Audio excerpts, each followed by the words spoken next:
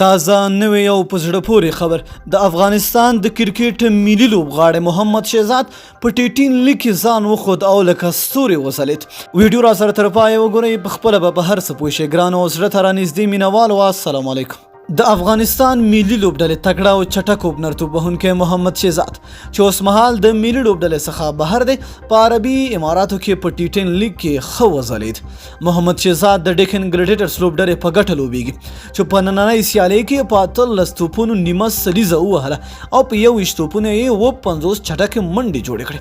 نوموړي په یادو منډو کې شپږیزې او 3 څلوریزې هم وهلې دي.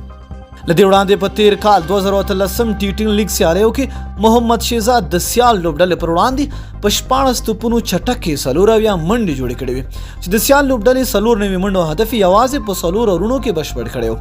نوموړي په دې لوبه کې په 12 منډو نیمه سلیزه وهلې وه. محمد شهزاد په 500 اوریزو نړیوال جام کې په پښه کې ټپي کېدو له امله له سیالیو بهر شو، خو وروسته په بهرني هیواد کې د یوې عامې لوبډلې سره په لوبه کې ولیدل شو. همدا لامل شو چې کرکټ بورډ یې تړون د نامعلومې مودې لپاره وځنډاوه. له هغې وروسته دا لومړی وار دی چې شهزاد په سترو سیالیو کې راڅرګندېږي.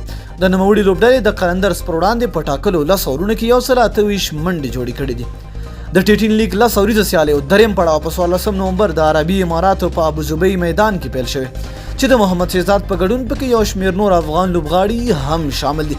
نو دوستانو، که چېرته تاسو هم د محمد شهزاد مینوال یاست، نو دغه ویډیو در سره لایک کړئ او ښکلې غوندې جمله لاندې په کمنټ کې را سره ولیکئ.